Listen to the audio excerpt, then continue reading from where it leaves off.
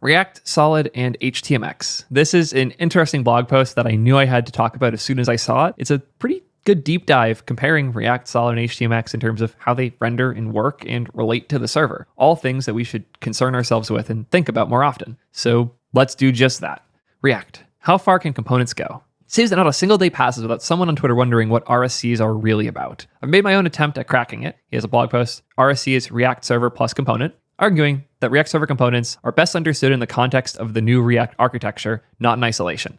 This I fully agree with. I didn't read the sentence before skimming the post before. Yeah, I already know I'm going to like this guy. So the biggest failure of the new React stuff is that we don't have a term for all of the things that are changing. With other frameworks, we have like Vue 3, where everything's different from Vue 2, or we have Angular 2, which is different from Angular.js. The difference here is that everything being added still supports the old stuff and everything's fully backwards compatible. So the idea of this version number change doesn't properly represent things. We don't have a term for this movement because server components are just one piece of the new React architecture. He refers to it as the new React architecture, which is a very good way to put it because people try to learn server components, the concept, not server components and how they affect React's architecture. So really important call out here. I think it's important to not conflate React server components with the new way we do React and think about React architecture, which again is entirely optional and opt-in. You can still use your old React code.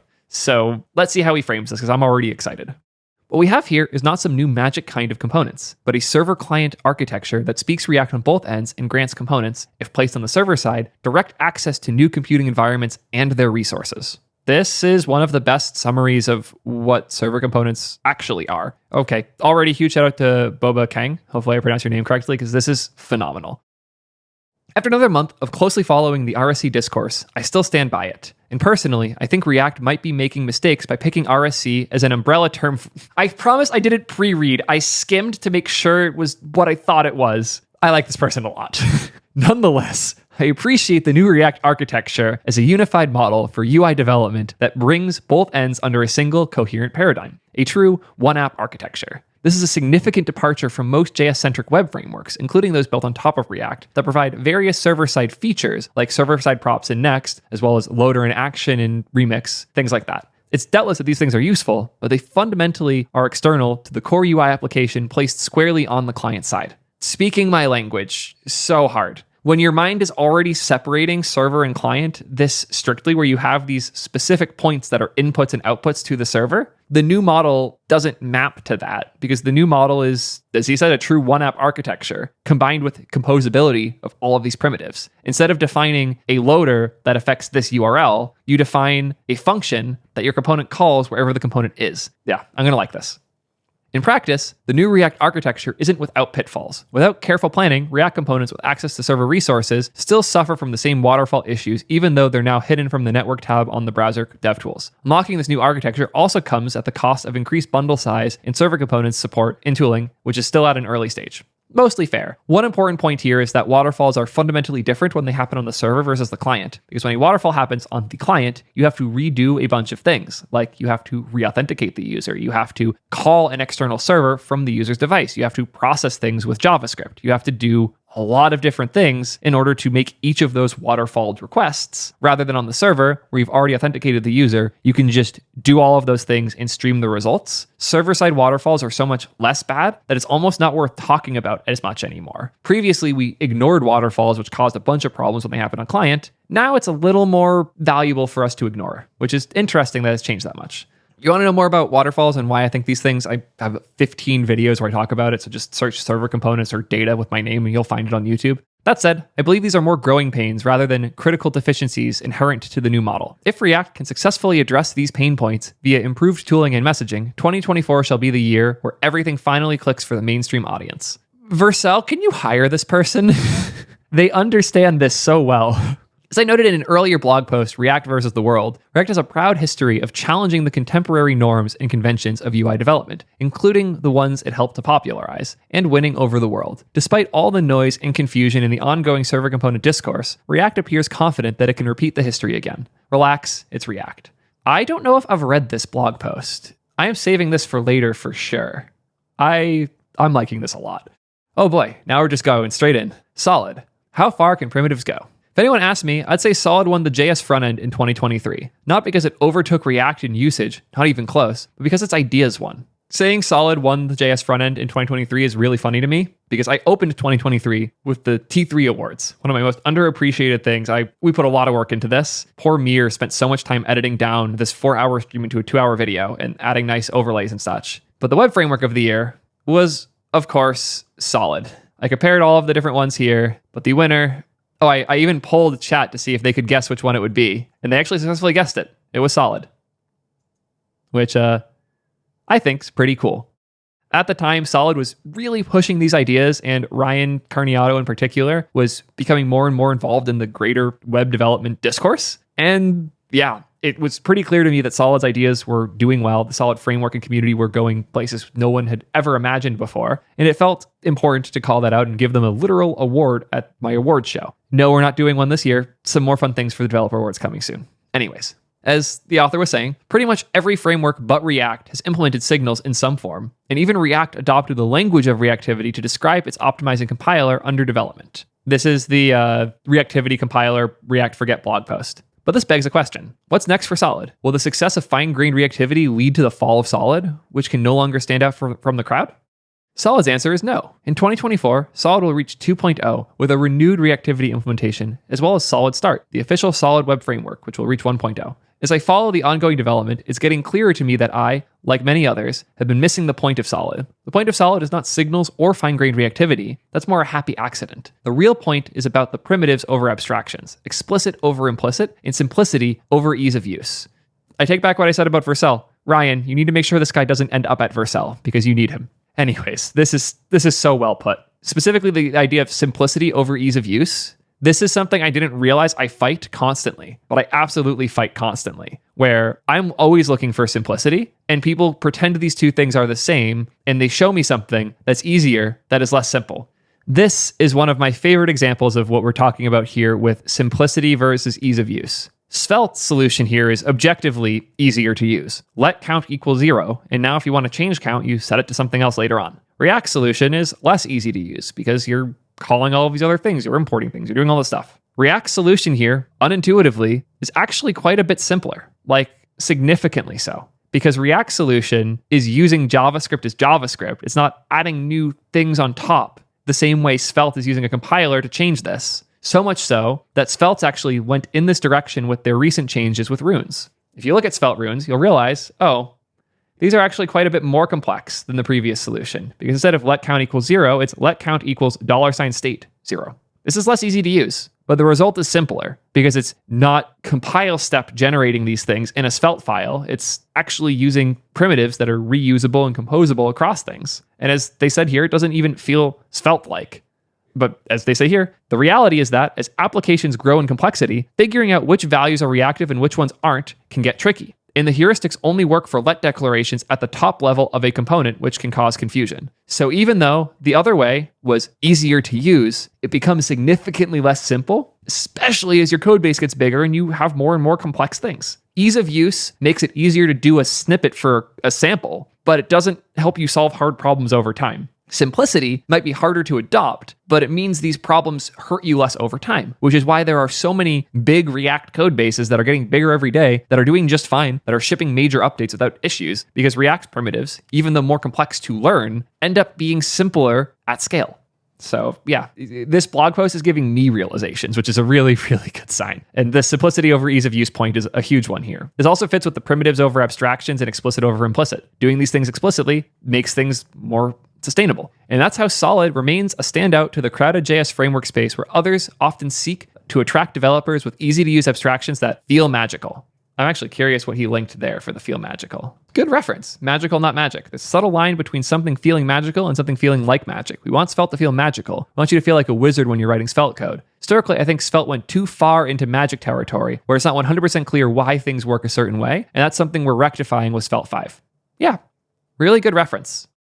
And Solid, too, is eyeing on solving the server side of the equation with a new set of primitives, albeit from a different angle. Instead of creating its own version of server component, Solid is betting on streamlined support for server functions. Solid's server function looks similar to server actions in React, They're both marked with the use server directive, and with a bundler's help, they get turned into RPC calls. This is actually one of the interesting things I think Ryan's done a great job with, is recognizing the primitives that exist within the React ecosystem that aren't specific to React. Solid is the first popular JSX-based framework that isn't React, which is kind of crazy when you think about it, that other frameworks didn't take advantage of this open primitive standard that anyone could use. They chose to, which made it way easier for me to transition to Solid from React and vice versa. They're also taking advantage of new things that React is introducing, like use server. Since this is now a bundler feature that many bundlers are implementing, they can hijack the syntax and the feature, use those same pipes that were built for React, but instead using them for the things Solid wants to do differently, which is super cool to take these concepts, these primitives, these supported ecosystem pieces, and use them to assemble something entirely different. Really cool stuff. When combined with Solid's official router and its data API, which has action, cache, create async, somewhere hybrid between what React's doing now and what Remix did before, Solid server functions can offer pretty much everything that you'd want from a data fetching / server state management solution. Direct access to server resources via flexible RPC interfaces with caching and route level parallel fetching. The best of Relay, Tanstack Query, TRPC, and Remix all in a single package. The fact that you're calling out Relay suggests you're way deeper than almost anyone watching this video. Let me know in the comments if you've actually shipped Relay, because I'm convinced the only people who have are employees of Meta or people with multiple PhDs. So let me know in the comments. Also, recall that a Solid component is more like a setup function that runs once to wire up the reactivity graph than a render function that continually reruns to produce the latest UI. I just talked about this a bunch in the video I did earlier today, which hopefully is out before this, talking about how the new Vue Vapor compiler works, comparing how these render strategies work. So if you want a deep dive on this, I'll link that video in the description. This means that the potential gain for moving components to server is much smaller for Solid than it is for React. Plus, Solid already has a minimal bundle size, and its hydration cost is relatively cheap. So it's understandable why Solid doesn't consider server component to be a critical piece of its take on the one app architecture. I'm trying to decide if I want to go deeper into the virtual DOM thing here, because I just talked about it so much, but it's a different video. Can I need to repeat the context? I'm going to repeat it. I'm sorry. I know I just said watch my other video, but I'm going to dive a little bit into this because it's important. React has a virtual DOM, which is a full representation of all of your components that exists in your memory in JavaScript. And when you make a change, it re-renders all of those things in the virtual DOM to compare the difference before and after to see if it's different. And if it is, then it updates the web page accordingly. But in order for those components to know which element they're bound to on the page, it has to run in your browser. So even if you generate an HTML page on the server using React and using the virtual DOM over there, once it shows up in your browser, in order for React to run and update things, it doesn't know which component goes where until it's run all your components again, which means React has to rerun the same client-side JavaScript code in order to hydrate, to bind those components to the right places in the HTML. And that takes enough compute that whole frameworks have been built arguing about it. Quick exists exclusively because of that hydration problem. The fact that you have to rerun the same JavaScript on the client in order to match it up with the HTML. Solid skips that because, as I mentioned in the Vue video that I referenced earlier, Solid doesn't create a tree of components, it creates a tree of state. And every time you use a stateful element in different places, it creates a tree of updates for all of those things. Which means as long as it knows where those stateful bindings are, you don't have to rerun your components. You just have those values, and when they change, they change. That means you don't have to ship as much JavaScript. It means you don't have to run as much JavaScript, and it means a lot of the issues that would make you want to server render aren't as present. But it's still very nice to get good HTML down from your server. So there's a balance here for sure. Notably, Solid's approach does not require any radical shift in mental model. It still feels very much client-centric, but with additional primitives that can be combined to bring the server closer. It's modular, incremental, familiar, and practical. Potentially a winning combination. I agree, and I'm very excited to see where it goes. Speaking of where things are going, let's go to HTMX and see how far hypermedia goes with it. 2023 saw an unexpected entrant to the JS framework war. HTMX, a simple library consisting only of a single JS file, came to the scene seemingly out of nowhere and took the web developer community by storm. Adding 15,000 new GitHub stars, HTMX earned the second place in the 2023 JavaScript Rising Stars for the front-end framework category, which puts them just behind React and pretty close in terms of new stars gained that year. When you think about it, that's pretty nuts. JavaScript framework, for people who hate JavaScript, is number 2 for most stars in the year. While HTMX is not a new library, in fact, it came out in late 2020, and its predecessor by the same author, Intercooler, reached 1.0 back in 2016. Its increased awareness and adoption means that 2024 will be the first year for HTMX to really shine, and also its robustness to be tested.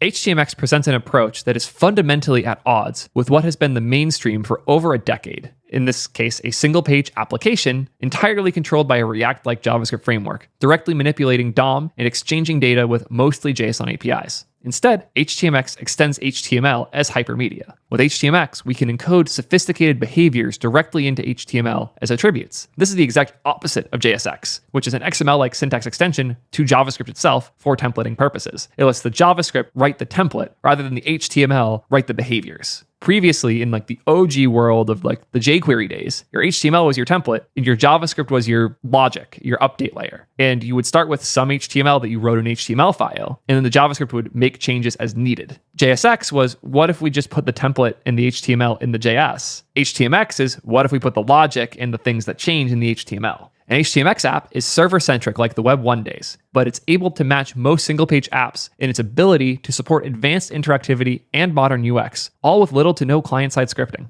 Very good points, and that is largely its goal. What's particularly intriguing to me is that HTMX shows us a different route to the one app architecture by the way of killing the client side entirely. It's important to note that HTMX is not a 100% solution. It shouldn't be controversial to state that interactivity ceilings are much lower for HTMX than something like React or Solid. I hate that this is controversial because I've gotten in trouble for saying this, even though the HTMX team agrees. In an old world, and by old I mean when I worked at Twitch a few years ago, backend and frontend were pretty separate, and we had a thing in between that was almost the translation layer between the two. For us, it was GraphQL. This was a way that we could make rules and agreements where the backend could go do its thing, the frontend could do its thing. It would all come together.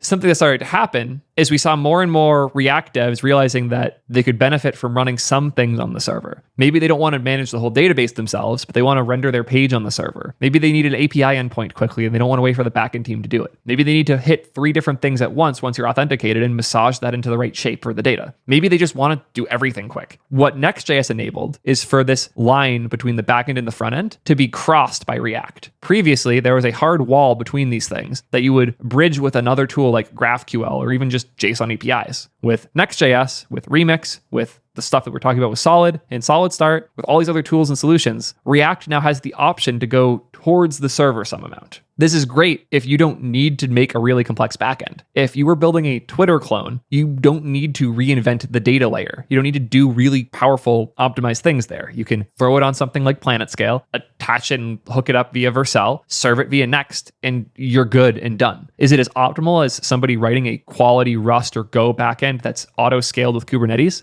No.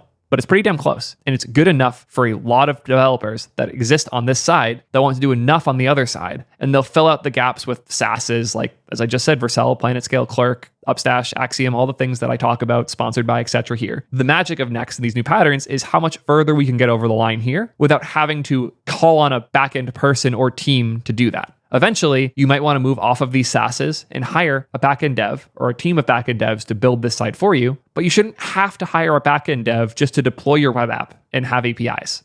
This is where I think HTMX is really interesting, because if you're a backend developer and you want to make a Twitter clone, previously your options were either to learn something like React so you could have good client-side behaviors, or don't. And every time you do anything, the whole page has to refresh. When I make a new tweet, I don't see it until the page reloads, and then I lose whatever tweets were below it. Building something like Twitter entirely on the backend where you're just shipping HTML would be a terrible experience. But in order to have a better experience on the client, you would have to adopt React.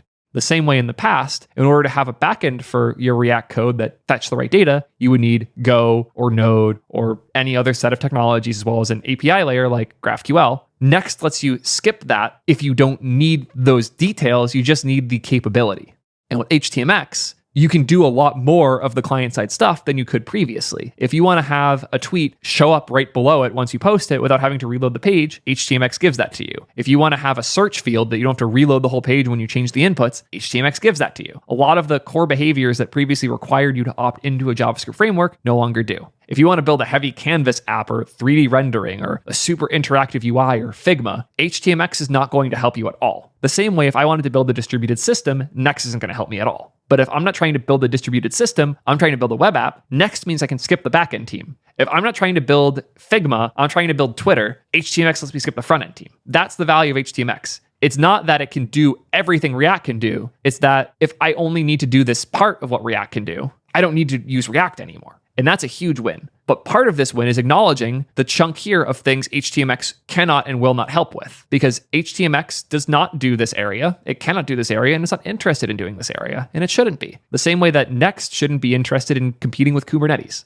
Check out my Truth About HTMX video if you want a much longer rant about this. Yeah, I got in trouble for that take. I hope this author doesn't, because they are correct the same way I was correct. And as they say here, even though it only gets you 80% of the way there, it gets you there with radically less complexity. No extra dependencies, no more build steps, no more advanced tooling, now rewritten in Rust, no complicated state management, no double data problems, no hydration mismatches. Just write your HTTP server and return HTML. In a way, HTMX is not a solution, but a question. What are you really building? Does it really need more than HTMX? Which way to cross? Though all web frameworks aim to bridge the network chasm, I'm learning that this chasm cannot be closed. It can only be crossed. So which way do you want to cross it? React, Solid, and HTMX all present distinct answers here. With React, we see an attempt to cover the full spectrum at once within the same component model. With Solid, we see a focus on the client side with new primitives to bring the server closer to it. And with HTMX, we see a good old server-centric approach, but with a twist that is supercharged hypermedia. Maybe too early to predict which way will win out. Or maybe such a prediction is mere nonsense. There is no silver bullet, remember? Different approaches with different trade-offs will benefit different use cases differently. Nonetheless, I believe that React, Solid, and HTMX all point to what might be the next step in evolution of web development, as well as UI engineering. If and when they succeed, perhaps crossing the network gap will finally feel as though the gap is closed.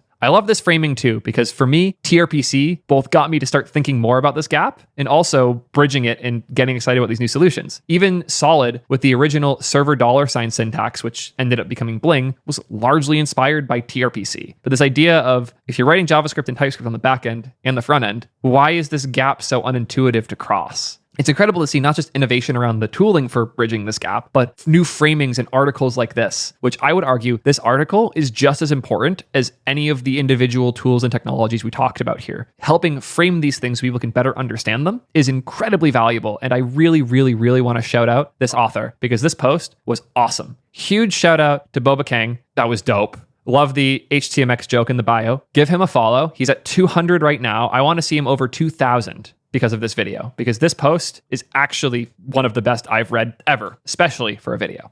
Thank you for this awesome blog post, and for everyone watching, which horse are you betting on? Do you think that Solid's focus on client is the win? Do you think HTMX going back to the server is the best call? Or do you think that the weird, chaotic, React compositional hybrid approach has the merit that we all seem to love?